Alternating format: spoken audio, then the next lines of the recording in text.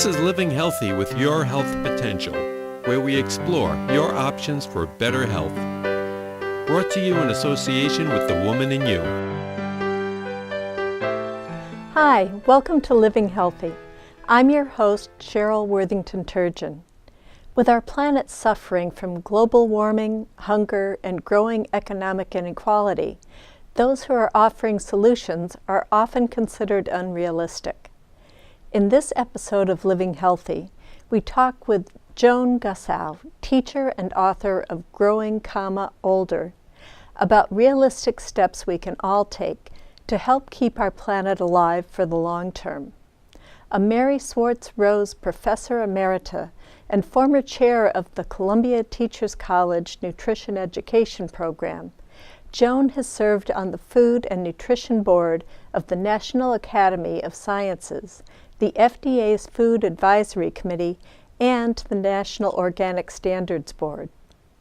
We talked with Joan at the Marion Institute's Connecting for Change event in New Bedford, Massachusetts. She brings great wit and wisdom to some of our toughest challenges. I'd like to start with talking a little bit about the conference Connecting for Change. Mm-hmm. I know you were a keynote speaker, and I'm wondering what you want people to most get from listening to you today. Well, I think probably it's the message in some ways of the whole conference, which is to reconnect with what nature's rules are so that we don't go over the cliff disobeying them, which we're in the middle of doing. You know, we're right in the middle of heading off the cliff. I know you talk about formerly having an unrealistic view of what's happening in... No, I don't have. I personally think I've had a realistic view for probably 40 years, but I know from the response to what I've tried to say in those 40 years that most people prefer to stick to the sort of standard view of progress and where we're going, and that the forward direction. As long as there's wind in your face, you're making progress no matter what's happening behind you and so forth. Because I'm sort of thought of as the mother of the local food movement, so I was talking about local food in 1977, 78, and that was considered totally unrealistic. I mean, nobody would ever do that. Why would anybody ever do that? Why would you want to eat locally when you could have anything you wanted, anytime you wanted, from anywhere in the world you wanted it? It was thought of as just the most unrealistic thing in the world. And what I was trying to say this morning was that there are solutions to many of the problems that people talk about as insoluble. But every time a truly useful solution, which is modest and doesn't have hubris toward the earth and is simple, and everybody says, oh, that's totally unrealistic. Like, you know, getting off the fossil fuel high that we're on. Yeah. And yet the reality is that there are already more people working in solar than in coal, which was a piece of information that startled me. So the reality is that, and it's been predicted by I think the Union of Concerned Scientists, that we could have 100% renewable energy by 2050 if we really wanted to. You know, that really? But we're sold a bill of goods by the people who don't want to stop pumping. I mean, there is a huge amount of sunk investment in all those coal mines and, you know, all the places everybody's going to get fossil fuel. Mm-hmm. They don't want to stop doing that. Are alternatives such as solar energy, do you have other examples of alternatives that you see growing? Oh yeah, both windmills. I mean, one of the things I think that's remarkable is I just read the other day that Germany, one of the major fossil fuel companies in Germany, is cutting way back because they're so outcompeted by solar. In Germany. Fantastic. Not a sunny country, right? Yeah, yeah. Not the country you'd think of as the leader in solar energy. They're one of the leaders.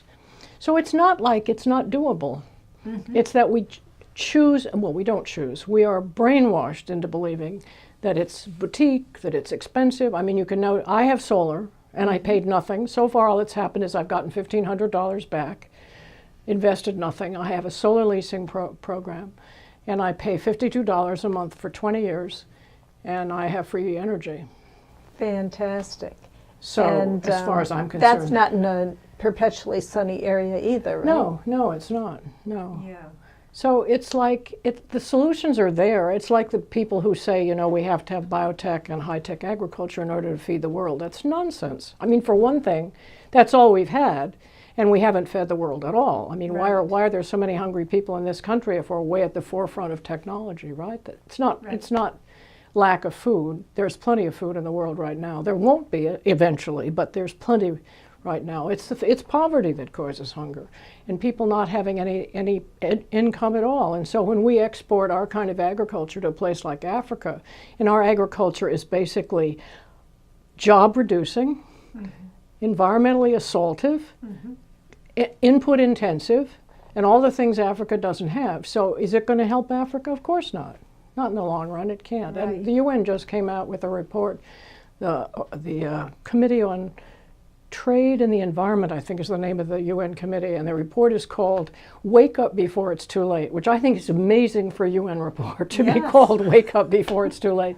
And they're saying, in effect, what's going to solve it is small, local empowerment of small farmers and ecologically sound, regionally focused agriculture, et cetera, et cetera, et cetera, not biotech and high tech. Now, that's the third report from the UN that said that. The first report we wouldn't sign on to because it didn't give enough credit to biotech. When you look at the enormity of big business, government buy-in, what we're facing in terms of, I think about turning around the Titanic. What would you recommend in terms of what individuals can do? Well, one can start on the individual level by supporting local farmers. One can try to change one's diet. One can agree to change one's diet so that one is trying to live much more seasonally and locally. And that will require a big change for people. And, you know, for people who have the resources to cook and who have the time to do things, it's up to them to help educate and help people who don't have the resources, because at this point, eating locally tends to be more expensive unless you also have the resources to cook and store food. I mean, if you have the resources to cook and store food, it's much cheaper, but a lot of people don't have that.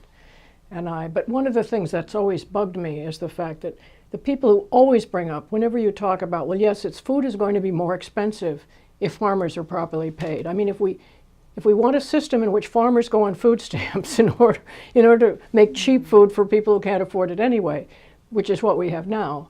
But if you really want a system that works, farmers will probably have to make more money. Either that or we'll have to subsidize small farms, which we don't do now. We subsidize the biggest farms. Right. So most people always say, oh, but what about the poor? Well, these are people who, in my view, do not care anything about the poor in the meanwhile. Do something about, don't end poverty by destroying farmers. That's not the way to do it. You know, you spoke of hope, and yet you talk about the possibly fatal trouble that we're having environmentally. How do you reconcile these seemingly opposite views? Somebody who knew me back in the 70s, I guess, and knew what I was talking about then, worked with me then, wrote a note to me the other day saying, it must suck to have been right all those years ago, Joan. And I said, yeah, it does. It's very hard to keep teaching, as I keep doing every year, depressing generations of doctoral students or master's students. I don't believe we have a choice. You know, we have to decide that we will do what we can, even if it's too late. Otherwise, you're going to sit around eating, reading novels and eating bonbons and saying, I can't do anything about it, so I'm just going to enjoy myself, which is what we're pretty much doing. And I personally believe that a life that is committed to what you know is right is a very rewarding life. I mean, I consider myself to have had an extremely rewarding life. And I'm 85. I'm not going to live to see the end. You know, it's not going to go on that long. But my last book, when my last book went to the publisher, they gave it to a young person to read. And she finished reading it, and she said, well, I love the way she writes. She said, but she's going to die. What am I supposed to do? And I thought, yes, there are too many places where I said, well, fortunately, I'm not going to be around to see this or whatever. And so I decided I had to write a book on hope. So I'm now working on a book on hope. So I've thought a lot about it. And I've decided that what we have to do is live the way we know, live as close as we can to the way we think the planet would survive if everyone could live. I mean, be model to the world. I mean, I know for my students, they used to send somebody out to my house to check and see if I was really doing all the things I said I was doing. It was important to them that I lived what I did. You know, that was really important to them. It's interesting that people applauded this morning when I said I had to live by what I believed in. I think that's extraordinary. Shouldn't everybody live by what they believe in? And I've ended up saying, but what we do, I mean, my land is right on the Hudson. I had 10 feet of water in my yard when Hurricane Sandy came. Took out all my fences, my boardwalk, my shed, my deck. It all had to be put back and rebuilt, and I'm still gardening there. But I've moved back from the river, and I have a berm to catch the lumber. It won't stop the water, but it's supposed to catch the 4-foot in diameter logs like the one I had up against my house last time. And I will persist and say, this is my land to take care of. I'm aware of what nature's doing. This makes me deeply aware of what nature's doing. But we have no choice. We have to go on trying to do what seems sustainable to do, right? And could you describe some of the practices that you have that you feel are essential to really promoting the sustainability of the earth? Well, the first one is to stop traveling. I mean, Americans have been brainwashed into thinking that they deserve to have. I once read a statistic. I don't think it's true. I haven't ever been able to confirm it, but I like it because it's very, it makes the truth. It comes close enough to the truth to be very addressing, which someone said that if we equally divided the amount of CO2 each of us could use on Earth, we would each be entitled to one European trip in our lifetimes. We're trained to think we should fly someplace for the weekend. God forbid we should stay home. And I keep thinking that what we're doing is escaping our lives. I mean, I once had a conversation with a guy whose wife I knew, and I ran into him, and I had heard they were going to Africa again. And they lived in this beautiful place out on the pier in Piermont, and they have a wonderful view of the river. And he said, "Oh yeah, we're going. We went the last time. We're going again." He said, "It's good to get away." And I thought, from what? Your life, right? That's what we're escaping. So let's make our lives worth staying home for. You know, altogether, that's what I would say. You know, find something that's worth staying home for, and then stay home, and don't fly all around the world. And use less meat, much less meat. Use local food as much as possible, which will undercut the fly food around the world thing. Don't eat bananas. No, I don't. I used to joke about not having had a banana because I couldn't find a politically acceptable one. Well, now you can find politically acceptable bananas because there are some sustainably produced bananas. So it's okay if you want to have a banana once in a while. But the fact that it's a basic food for the U.S. is insane. It's grown with huge amounts of pesticide, and it's devastating to the countries. The banana republics are named the banana republics for a reason, you know. United Fruit was not a benign developer of poor countries. So, and read some radical histories of the United States and come to terms with who we've really been around the world, which is not a very benign force. Right now, I mean, we're dropping drones on people and we expect them not to get mad at us. Somehow we're helping you. Right. So it's amazing how, and people do not accept that the U.S., we have more people in prison per capita than any country in the world. I mean, we are a very dysfunctional country in many ways. And we rank low in education internationally. I mean, we're just not doing that well. But when you ask a lot of people in this country and they'd say, oh, we're the best in the world. Right. Right. Well, that's the myth, right? Yeah. And we hang on to it hard. What have you learned as an author Well, nowadays, you're lucky if you get published, since there's no book publishing industry anymore. So I'm very happy to be with my publishers, Chelsea Green. I'd like to give them a plug. They have my first book still in print, which is amazing. And I've learned that people like to be told the truth. In my second book, the second book I did with them, called Growing, Older, started because my husband died in the course of my writing the first book, and I had a very strange reaction to his death. I mean, I'd been married 40 years. I would have said we had a pretty happy marriage. I always said to my students, I hope you'll be as happy as I've been, and so forth. And 2 weeks after he died, I found myself skipping down the street, and I thought, wow, what is this about, you know? And so I spent a long time trying to sort that out. And while I was doing it, and once I began to be able to even utter, I mean, at first I was embarrassed, and I didn't talk about it because people would arrive sobbing at my doorstep, and I wasn't sobbing, and it was embarrassing. So when I finally began to figure it out and talk to my closest friends, they said, you have to write about that. Nobody writes about this. Everybody, lots of people feel this way. Nobody writes about it. So I decided to try to do it. It took me about 8 years to finally, because I was keeping a journal, I had a lot of stuff, but it was finally cut it down to the point where I finally understood what it was about. But I had only 4 chapters. So I had to write the rest of the book. And I had no idea what would happen when I went out, when publicly I said, my husband died and I didn't miss him. I mean, that is so unspeakable. I mean, Joyce Carol Oates' husband died. She wrote a book about it, about how she could hardly move, et cetera, et cetera, et cetera.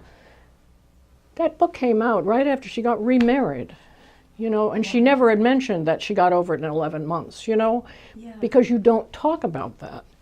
So anyway, the first time I went out, I was speaking to women's gardening clubs because I had spoken to a gardening association, national association. Everybody wanted me to come and speak. So I came and spoke to this first gardening club. 100 women there, 3 gardening clubs meeting together. And I got to this point and I said, so I'm going to talk about my book and I'm going to do this. And then I said, so this book started when my husband of 40 years died and I discovered I didn't miss him. Well, the entire room cracked up.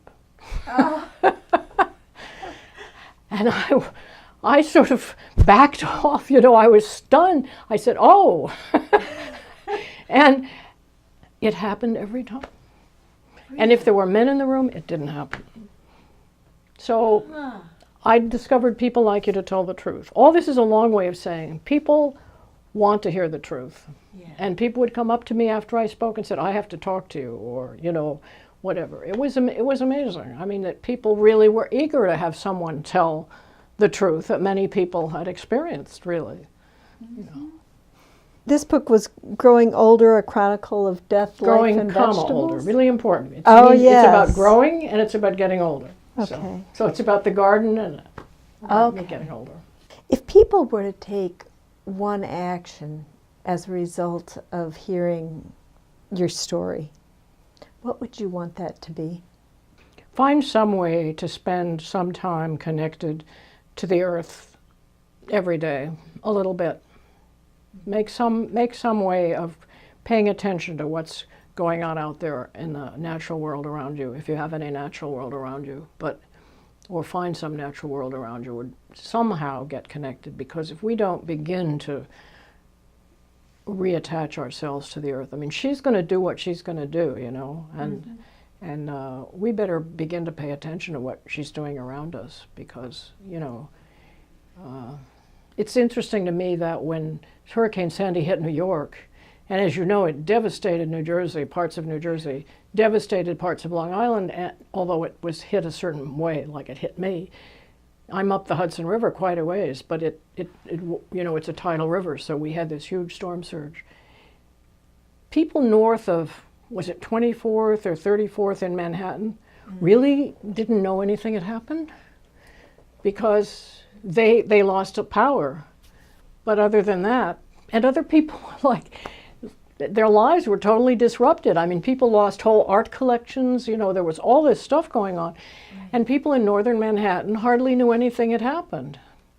And that's, unless we really require of ourselves that we really attend to on a more global level what's going on. You know, unless we really look at those stories about the wildfires in Australia and Texas burning up in drought, if we really notice what's going on in terms of problems with nature around the world, that's what we have to do.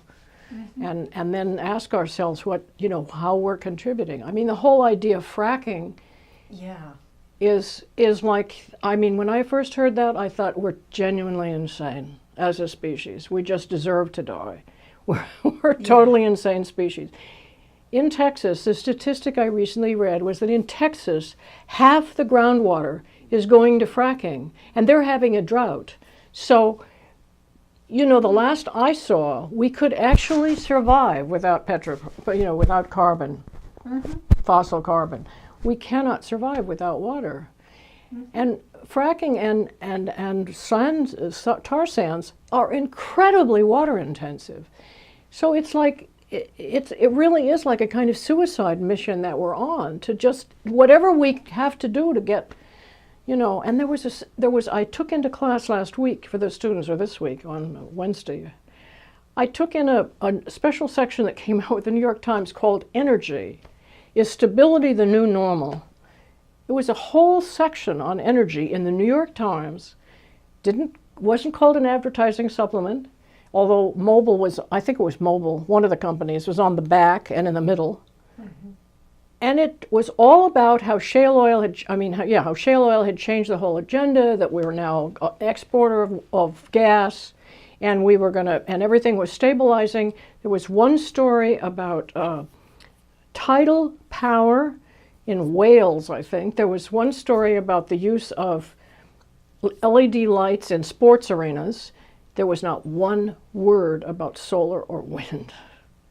Really? Not one word in a whole section on energy in the New York Times. You know, how can what are we supposed to do to wake people up if that's the nature? And I'm sure it was done because they are short of money and they could get this special section, and it would be mostly paid for by these big ads they could get. But surely they have more principle than that, right? One would hope.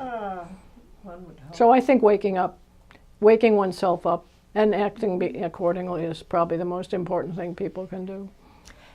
And for those who, say, are at the beginning of their journey of waking up, where would you send them to get the truth? I don't know. I do a whole session in my class on information pollution. I think we're in a time when, because of, quote, the information revolution, we're like at sea. We really, for instance, right now in regard to biotech, if I was saying to someone earlier, if you try to get at the truth about biotech, the walls to climb are so high because huge amounts of money are being poured into the other story. There's a whole new thing called Ask About GMO that's on the web, that you're supposed to go on there and they say, people need an objective source for it. And it's sponsored by Monsanto and other fellows, you know? Yeah. And then there was this recent dialogue they set up with a bunch of, quote, scientists who were going to discuss openly where things really were. And the first report was, well, everyone agreed up front that there's no product now on the market which is a problem to either human or environmental health. Hello? Really? And then a whole bunch of people came out and objected, but you have to be on the right information source to get those objections. You know, if you just go on the web, you're going to get the first 5. They know how to make it go to the top, right? The first 5 things you're going to get are going to be all about how there's no concern. These are alarmists. They're trying to scare off the poor Africans who want to use biotech, and we've scared them off of it, and they're going to starve to death. Golden rice, which is this one, do you know, I'll ask the 3 people in this room, I'll ask, do you know that golden rice is not ready for use? It has not yet been released commercially. It cannot be eaten by anybody because it's not out there. And they're putting out these stories saying environmentalists have caused deaths of children by not allowing golden rice. No. But it's not available. Now, how many places have you read that? I just heard it because I was on a program with a guy from Consumers Union who's like the expert on this, and he has all the data and all the everything. And he said, and he explained why it wasn't that it was the variety of rice they had genetically engineered that wasn't productive enough, and they had to go back to the labs and they had to do it over. But it's not commercially available. So why do we get a cover story in the New York Times about golden rice and what a solution it would be? I mean, it is so hard to get at the truth. I don't know. I guess the first thing I would say is that whatever you read, ask yourself who sponsored it. Even if you have to hunt and hunt and hunt, try to get back. If Food Information Council, the International Food Information Council, look at the sponsors. Who's sponsoring this? What is this organization? And then try to find someone who doesn't have a dog in the fight. I mean, the guy that I quoted a guy this morning who's an emeritus professor from Purdue University. Notable person, 35 years in the field, hundreds of publications, who came out and said, there's a problem with crops and animals fed those crops from glyphosate or Roundup. And this is what it is. And please don't release, he said to the Secretary of Agriculture, please don't release Roundup Ready alfalfa because we need to do research before we go on. This is the most important forage crop in the United States. Don't do this. Yeah. And he did it. So it's been released. And this guy has taken tons of punishment. But if you really go and look up Huber, you'll find his original stuff. You can find his citations. You can find a few scientists who are now coming out, but only when, ask yourself why it's only scientists who have retired or are retiring who ever say anything negative about biotech. Right. And then you'll know what they can't say anything or their careers will be ended. And that is... Which, talk about science. Yeah. And then when they say there's no evidence, there's no proven harm from anyone eating biotech, who would be the control group? We don't know where biotech is because we don't label it. Right. So we wouldn't know what food crops were those. So people who would be in the control group for that, where would we find them? How would we do the study? The study hasn't been done. Right, we couldn't. And unfortunately, we're out of time because I would love to talk with you much, much longer. Well, it was very interesting. Joan, thank you so much for coming on the show. You're welcome. For more information on Joan Gassau, you can visit her website at jonesgarden.org. For more information on the Marion Institute, you can visit them on the web at marioninstitute.org. Thank you for joining us today. I'm your host, Cheryl Worthington Turgeon. See you next time on Living Healthy.